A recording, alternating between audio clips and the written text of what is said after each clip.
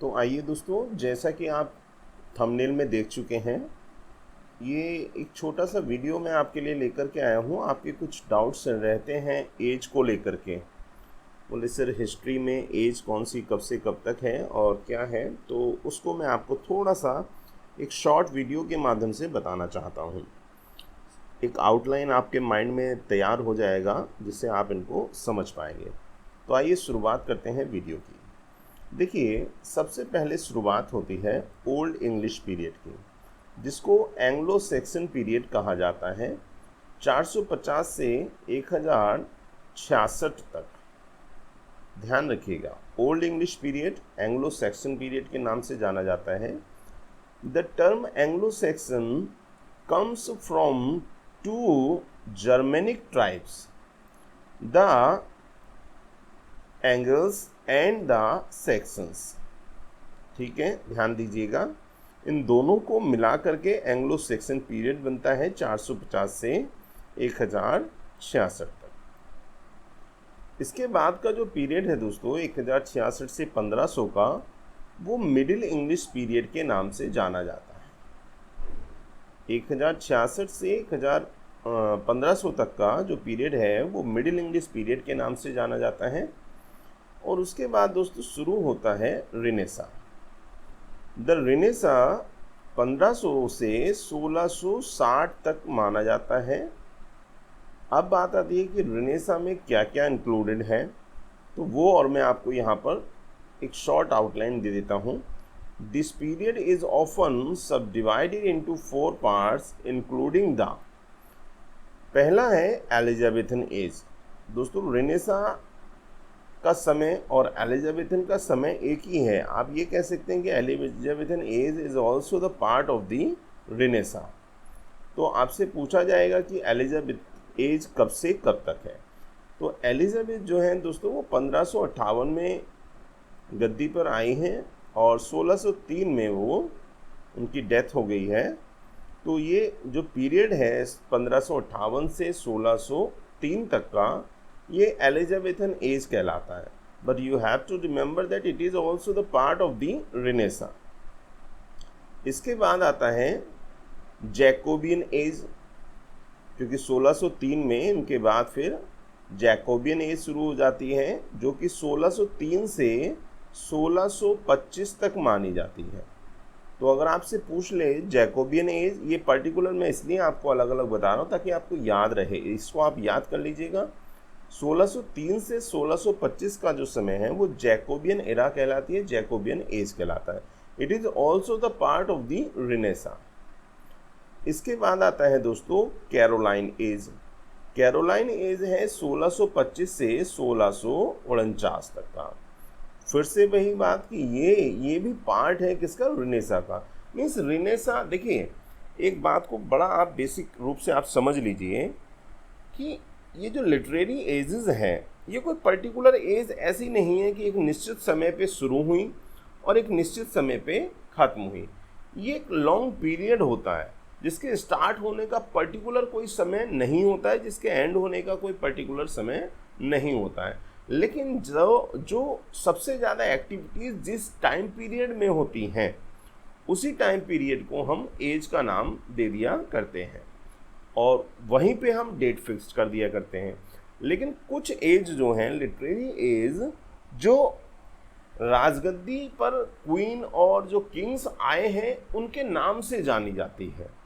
जैसे Elizabethan age है, तो इसमें इनका जो आना हुआ है वो 1558 में और 1603 में इनका जाना हुआ है। तो ये एज पर्टिकुलरली इनके नाम से जानी जाती है। तो ये आप विशेष रूप से ध्यान रखिए। कई बार लोग सोचते हैं कि ये डेट बिल्कुल एग्जैक्ट हमें पता हो। मैंने यहाँ पे कोशिश की है बिल्कुल एग्जैक्ट आपको देने की, जो सर्वमान्य डेट्स हैं इनकी, है ना। तो उसमें आप डाउट मत करिएगा, अगर आता है तो बिल्कुल आप ये इन पे निशान लगा सकते हैं, कोई दिक्कत नहीं है। इसके बाद आता है दोस्तों एज ऑफ मिल्टन। ये मैंने अलग से इसलिए लिखा है क्योंकि आपके सिलेबस में है एज ऑफ मिल्टन, तो इसको भी आप ध्यान रखें। 1625 से 1660 का जो समय है, that is known as the age of Milton. फिर 1649 से दोस्तों, ये ध्यान रखिएगा, इसको आप बीच में अलग से मैंने इसको इंक्लूड किया है, इसको आप याद रखें। द कॉमनवेल्थ पीरियड 1649 से 1660 तक। तो ये जो पूरा समय है दोस्तों, ये रीनेसा से प्रभावित रहा है। अगर आप चाहते हैं कि इनकी डिटेल्स, तो आपको काफ़ी थ्योरीज इनकी पढ़नी होंगी, रीनेसा की थ्योरी पढ़नी होगी, एलिजाबेथन एज की कैरेक्टरिस्टिक्स पढ़नी होंगी। तो अलग अलग आपको पर्टिकुलर इनको पढ़ना चाहिए यदि आप इसकी डीप स्टडी करना चाहते हैं तो। The Elizabethan age was the golden age of English drama. जो एलिजाबेथन एज है, इसको जैसे हमारे यहाँ है ना हिंदी का स्वर्ण काल कहा जाता है गुप्त काल को, ऐसे ही जो इंग्लिश लिटरेचर है उसमें एलिजाबेथन एज जो है उसको golden age of English drama और लिटरेचर कहा जाता है दोस्तों। द पीरियड बिटवीन 1625 और 1675 is known as the Puritan age. अब चूंकि ये मिल्टन से रिलेटेड है, इसको भी मैंने अलग से आपके लिए इंक्लूड किया है कि आपसे प्यूरिटन एज अगर पूछी जाती है तो 1625 से 1675 तक का जो स्पान है दोस्तों, वो प्यूरिटन एज के नाम से जाना जाता है। इसी में मिल्टन की एज शामिल है, इसी में मिल्टन की एज भी शामिल है ना। तो ये है जो रेनेसा के अंतर्गत आता है।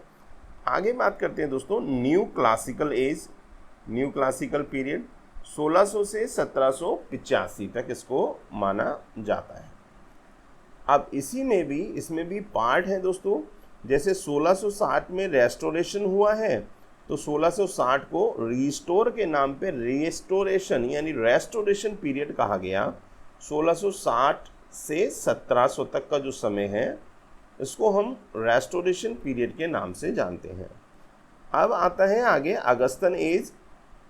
अगस्तन एज जो है दोस्तों 1700 से 1745 तक है। ये सब एजेस हैं, इनको जरूर याद रखिएगा। और द एज ऑफ सेंसिबिलिटी 1745 से 1785। इस प्रकार आप देखेंगे 1660 से लेकर के 1785 का जो है वो पूरा समय इसमें कवर अप हो जाता है। The Romantic period.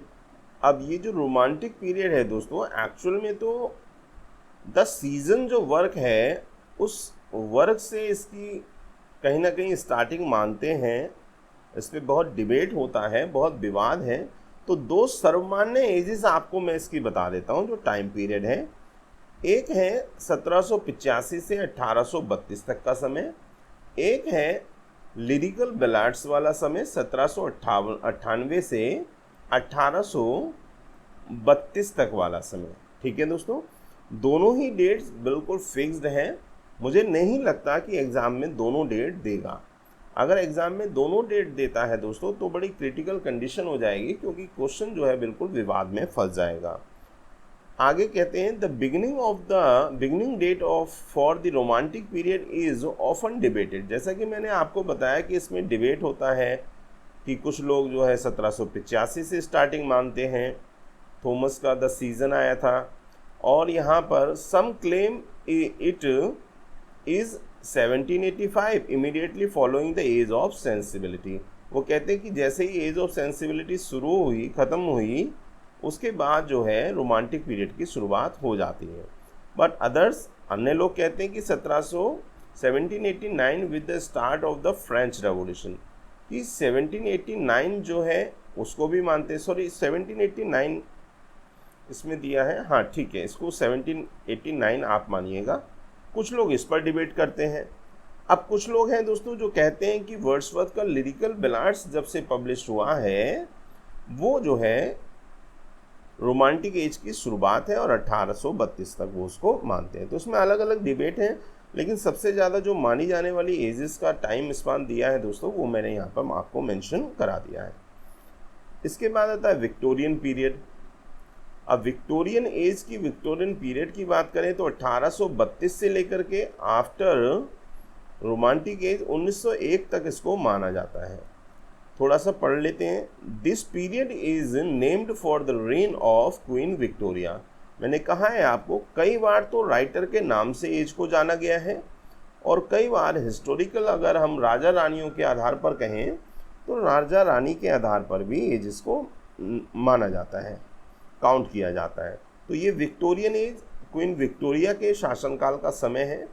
Who ascended to the throne 1837 में वो आई हैं and it last until her death 1901, और 1901 में जब उनकी मृत्यु हो गई है तब तक इसको माना जाता है। It was the time of great social, religious, intellectual and economic issues heralded by the passage of the reform bill. दोस्तों ये रिफॉर्म बिल इस एज का जो समय का सबसे इम्पॉर्टेंट पॉइंट है, विच एक्सपांडेड वोटिंग राइट्स। तो ये चीज़ आप ध्यान रखिएगा दोस्तों। डिटेल यदि आपको पढ़ना है तो आप कहीं भी किसी किताब से फुली डिटेल आप इसकी पढ़ें, तब इन चीज़ों की जानकारी आपको प्रॉपर वे में होगी। लेकिन टीजीटी जैसे एग्ज़ाम के लिए आपको बता दूं, बच्चे बहुत परेशान हैं कि sir history of English literature में क्या पढ़ें क्या ना पढ़ें। देखिए पहली बात तो ये है कि आपके सिलेबस में हिस्ट्री ऑफ इंग्लिश लिटरेचर को काउंट नहीं किया गया है। फिर भी अगर आप हिस्ट्री ऑफ इंग्लिश लिटरेचर से कुछ पढ़ना चाहते हैं तो जो मैं आपको बताता हूँ आप उतना करिएगा। बाकी अगर कोई क्वेश्चन आएगा तो देखिए मुझे लगता है कि आएगा तो सबके लिए एक होगा, नहीं आएगा तो सबके लिए एक होगा। मीन्स यहाँ पे कुछ फिक्स नहीं है, क्योंकि लिटरेचर बहुत लंबा है, पीरियड्स बहुत लंबे हैं, बहुत सारी चीज़ें हैं। इससे ज़्यादा अच्छा है कि आप किसी ऐसे पॉइंट पर मेहनत करें जिसको तैयार करने से आपका एग्ज़ाम में मार्क्स पक्के हों। फिर भी अगर एक आउटलाइन आपको चाहिए तो ये मैंने एक वीडियो आपके लिए बना दिया है, जिसमें आप जो है एग्जैक्ट जो डेट्स हैं उस पर आप चीज़ों को अंडरस्टैंड कर सकते हैं। अब इसमें भी क्या है दोस्तों, विक्टोरियन पीरियड को भी नॉर्मलाइज करके 3 पार्टों में माना जाता है। द अर्ली विक्टोरियन एज 1832 से 1848 तक, और उसके बाद है मिड विक्टोरियन एज 1848 से 1870 तक। फिर उसके बाद समय आता है लेट विक्टोरियन एज 1870 से 1901 का। और यहीं पे आप समझिएगा कि ये जो समय है यहीं पे इसको इंक्लूड किया जाता है प्री रेफलाइट्स। आपने एक एज सुनी होगी प्री रेफलाइट्स, है ना। अगर कभी मौका मिला तो मैं आपको ये सारी एजेस जो हैं बताऊंगा, समझाऊंगा कि ये क्या होती हैं। लेकिन अभी मुझे नहीं लगता कि टीजीटी के एग्ज़ाम के लिए, because we are focusing particularly on the TGT exam, तो I think there is no need to learn much about these रेफलाइट्स और जो ये सारी एजेस हैं इनके बारे में। आप अपनी तरफ से, मैं आपको मना नहीं कर रहा हूँ, आप चाहें तो खूब स्टडी करें, कोई दिक्कत नहीं है। द प्री रेफलाइट्स तो 1848 से 1860 का जो समय है, और उसके बाद एस्थेटिसिज्म आ जाता है दोस्तों, डिकेडेंस 1880 से लेकर के 1901 तक। तो ये इसी के पार्ट हैं दोस्तों, विक्टोरियन इरा के ही पार्ट हैं। इनको आप अलग अलग वे में भी आप चाहें तो उनको याद कर सकते हैं। इसके बाद आता है दोस्तों दी एडवार्डियन एज 1901 से 1914। अब 1914 की डेट तो हर किसी को याद रहती है, दुनिया में जो हुआ वो नहीं होना चाहिए था। This period is named for the king Edward 7। King Edward 7 के नाम पे इसको एडवार्डियन एज के नाम से जाना जाता है, and covers the period between the Victorians death, Victoria की डेथ के बाद का, and the outbreak of the world War first. और जो वर्ल्ड वार फर्स्ट शुरू हुआ है 1914, उस समय को ये कवर करता है। ऑल्दो अ शॉर्ट पीरियड, क्योंकि आपको मालूम है बहुत छोटा सा पीरियड हो गया 1901 से 1914 तक, है ना। तो इसमें और भी ज़्यादा पार्ट हैं दोस्तों, क्योंकि एडवर्ड के बाद और भी लोग इसी एज में आए हैं। तो a short rain for Edward 7, तो ये बहुत छोटा सा पार्ट है, इसमें और भी कुछ इंक्लूडेड है। अब बात कर लेते हैं दोस्तों द जॉर्जियन पीरियड की। तो जॉर्जियन पीरियड जो है वो 1910 से लेकर के 1936 तक उसको माना जाता है। The Georgian period usually refers to the reign of George 5। ये जॉर्ज 5 के शासन को दर्शाता है, जो कि 1910 से 1936 तक माना जाता है। इसके बाद है दोस्तों द मॉडर्न पीरियड 1914 से आगे। अनसर्टेन है दोस्तों, वैसे तो 1945 तक इसको कहते हैं, 1945 तक आप ध्यान रख सकते हैं। The modern period traditionally applies to works written after the start of World War first. तो मॉडर्न पीरियड का जो समय है दोस्तों, वो जो फर्स्ट वर्ल्ड वार है उसके बाद का समय जो है वो इसमें इंक्लूड किया जाता है। और फिर आता है the post modern period. Post modern period दोस्तों सेकेंड वर्ल्ड वार जो है, देखिए यहाँ पर मेंशन है इस 1945 से अप टू अभी तक इसको माना जाता है। The post modern period begins about the time that world war second ended. जब वर्ल्ड वार सेकेंड, आपको मालूम है कि 1939 में जो है 1939 में वार शुरू हुआ, 45 तक चला है। 1914 से 1918, फिर 1939 से 45। तो ये समय है दोस्तों, ये डेट्स हैं। ये डेट्स आपको एक मैंने आउटलाइन दिया है जिसमें आपको काफ़ी, मुझे लगता है कि कुछ अच्छा इसमें आपको समझ में आ गया होगा। तो दोस्तों मिलते हैं अगली वीडियो में, तब तक के लिए नमस्कार, थैंक यू सो मच। और इसी तरह आप वीडियोस देखते रहिए और अपने टॉपिक को आप कंप्लीट करते रहिए दोस्तों।